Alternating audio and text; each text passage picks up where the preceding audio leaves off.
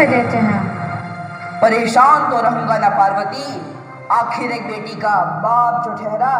पार्वती, अब उसके हाथ पीले करने का समय आ गया है। पर हमारी आनंदी तो अभी सिर्फ 9 साल की है। अभी तो उसके पढ़ने लिखने और खेलने कूदने के दिन हैं। देख पार्वती, लड़कियां पराया धन होती है और जितना जल्दी इन्हें घर से विदा कर दे उतना अच्छा है। कल से आनंद की पढ़ाई लिखाई बंद। पर बापू, इसमें मेरी क्या गलती है? आप मुझे पढ़ाई करने क्यों नहीं देते? तेरी गलती है कि तू एक लड़की है। लड़का होती तो क्या बापू? लड़का होती तो क्या? ए लड़की, ज्यादा जबान ना चला, नहीं तो जबान हलक से खींचकर बाहर निकाल दूंगा। बापू, मैं पढ़ लिख कर कुछ बनना चाहती हूँ। मेरी पढ़ाई ना रोको बापू। आनंदी, तुझे पढ़ना है तो पढ़, लेकिन सारी उम्र बाप की छाती पर यूं बोझ बनकर ना बैठ। पर बापू, अभी तो मेरी उम्र पढ़ाई लिखाई की है। मुझे पढ़ लिख कर डॉक्टर बनना है। पढ़ाई पढ़ाई पढ़ाई, आज तो तेरी इन किताबों का काम तमाम करके ही छोड़ूंगा। ये ले। नहीं बापू, मत फाड़ो बापू। छोरी। नहीं बापू, नहीं। बापू, ये तुमने क्या किया?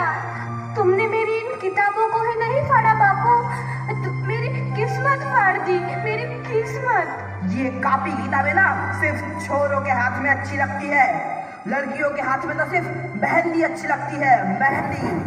पर बापू, मैं लड़की हूँ तो क्या हुआ? लड़का और लड़की तो हमारे दोनों आंखों के समान होते हैं। चुप कर आनंदी, और यह एहसान मान कि अब तक जिंदा है तू। कहीं बचपन में गला दबाकर मार दिया होता तो यह तेरी बकबक नहीं सुननी पड़ती आज।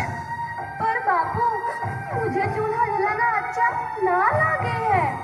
देख छोरी, जितना जल्दी हो तू चूल्हा जलाना सीख ले, उतना ही अच्छा है तेरे लिए। और हाँ, तेरा ब्याह तो होगा, वो भी कल के कल। अपना जीवन है तुम्हारी यही कहानी। आंचल में है दूध और आंखों में है पानी। मुझे माफ कर दे बेटी, तेरे बापू के जिद के आगे मेरी एक न चलेगी। माफ कर दे बेटी, मुझे माफ कर दे। मात्र 9 वर्ष की छोटी उम्र में आनंदी का विवाह गोपाल राव जोशी से हो गया। बाल विवाह एक सामाजिक कुरीति है और इस कुप्रथा का शिकार होना पड़ा आनंदी को। 5 वर्ष बाद आनंदी 14 साल की हो गई है। उसके घर एक शिशु ने जन्म लिया है। देखते हैं आगे क्या हुआ। देखिए ना, इसे क्या हो गया है? इसका माथा तो अंगार की तरह तप रहा है। इसे तो बहुत तेज बुखार है। आप भी ना कुछ भी बोलते हैं। दीजिए मुझे। माधव, माधव, जल्दी से वैद्य जी को बुला के लाओ। जी, अभी बुला के लाता हूँ। ये तुम क्या कर रही हो आनंदी? भगवान की विभूति लगा रही हूँ। बस करो आनंदी, ये सब अंधविश्वास है। अरे आप यकीन तो कीजिए, भगवान की कृपा से इसका माथा ठंडा हो रहा है और बुखार भी उतर गया है ना बाबू? देखिए। दीजिए मुझे। उठो बाबू, आंखें खोलो, तुम्हें तुम्हारी माँ बुला रही है। आंखें खोलो, देखिए ना इसे क्या हो गया है। आंखें भी नहीं खोल रहा। आंखें खोलो बेटा। आप चुप क्यों है? आंखें खोलो बेटा, आंखें खोलो। आनंदी, हमारा बेटा कभी आंखें नहीं खोलेगा। नहीं, ऐसा नहीं हो सकता। मेरे बेटे को मुझसे कोई नहीं छीन सकता, कोई नहीं छीन सकता। पागल मत बनो आनंदी। माधव, माधव। आनंदी, बंद करो ये पागलपन। भगवान ने मेरा बच्चा छीन लिया। भगवान ने नहीं, तुम्हारी अशिक्षा और अंधविश्वास ने तुम्हारा बच्चा छीना है। अगर तुम पढ़ी लिखी होती तो आज हमारा शिशु जीवित होता। तुम अनपढ़ थी आनंदी, अनपढ़। नहीं, अब मैं अनपढ़ नहीं रहूंगी। नहीं रहूंगी मैं अनपढ़, मैं पढ़ूंगी ताकि कल किसी और आनंदी को इलाज के अभाव में अपना बच्चा ना खोना पड़े। शाबाश आनंदी, और यही तुम्हारे अपराध के लिए प्रायश्चित भी है।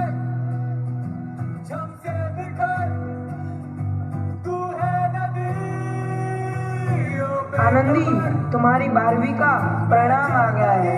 तुमने पूरे कॉलेज में प्रथम स्थान अर्जित किया है। आनंदी, तुम्हारी मेहनत रंग लाई है। तुम्हें शिक्षा वृत्ति मिली है। ये लो तुम्हारे अमेरिका जाने की टिकट। मुझे शिक्षा वृत्ति मिल गई, मैं अमेरिका जा रही हूँ, पर ये सब मैं अकेले कैसे कर पाऊंगी? आनंदी, अपने आप को इतना कमजोर क्यों समझ रही हो? फिर इतना पढ़ने लिखने का क्या फायदा? तुम अभी गवार की गवार नहीं हूँ मैं अब गवार।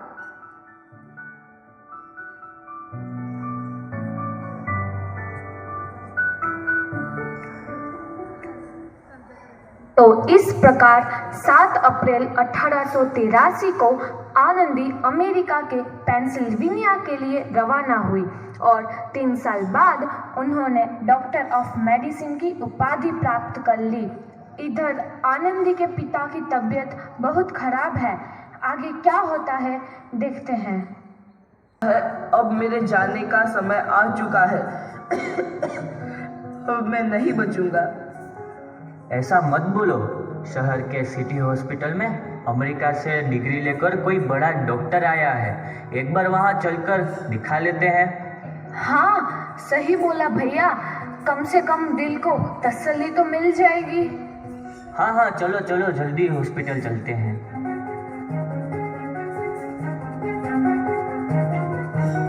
इस मरीज की हालत तो बहुत ही खराब है। कोई चमत्कार ही इसे बचा सकता है। ऐसा मत बोलो भाई, डॉक्टर साहब कब तक आ जाएंगे? लो आ गई डॉक्टर मैडम। डॉक्टर मैडम जल्दी देखिए, मरीज की हालत बहुत ही खराब है।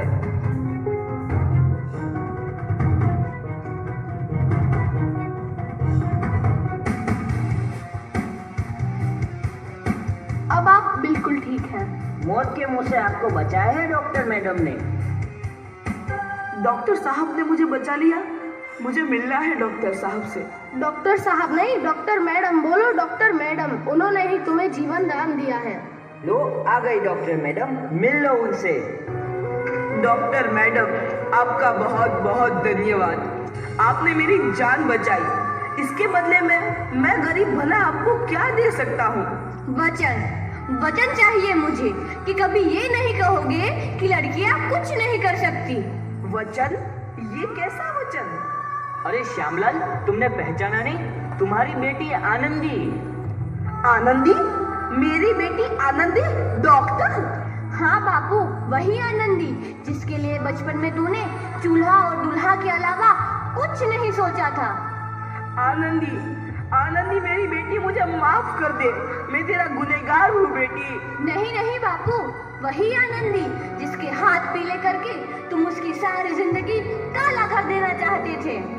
माफ कर दे मुझे मेरी बच्ची, माफ कर दे। मैं तेरा अपराधी हूँ मेरी बच्ची, माफ कर दे। नहीं बापू, मैंने तो तेरा एहसान चुकाया है। याद है ना अपना एहसान जो बचपन में तुमने मुझ पर किया था? ताने सुना सुना कर जीते जी मार डाला था मुझको। अब बोल, और किस किस को मारेगा? आनंदी बेटी, मुझे माफ कर दे मेरी बच्ची, मैं तेरा गुनहगार हूँ। बापू, आपने ही तो बोला था किताबें सिर्फ बेटों के हाथ में अच्छी लगती है, बेटियों के हाथ में तो सिर्फ मेहंदी। बेटों और बेटियों में फर्क करना दो आंखों में फर्क करने समान है। एक का पढ़ना और दूसरे का ना पढ़ना सामाजिक अंधकार है बापू, सामाजिक अंधकार। उपकार मांगता हूँ मैं तुझ जैसी बेटी का, जिसने सारी उम्र मुझसे कुछ ना मांगा तो सिर्फ बराबरी का दर्जा। वरना सच तो यह है कि मैं तेरी माफी के लायक भी ना हूँ।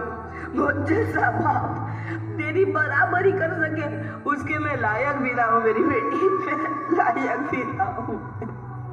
अपने बापू को क्या माफ नहीं करोगी आनंदी? माफ कर दो आनंदी, माफ कर दो।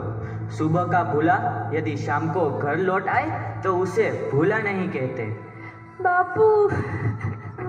तो इस प्रकार आनंदीबाई जोशी ने अपनी मेहनत और अटूट इरादे से न केवल भारत की पहली महिला डॉक्टर बनी, बल्कि आगे चल के उन लड़कियों के लिए सुनहरा रास्ता दिखा गई जो जीवन में कुछ करना चाहती थी।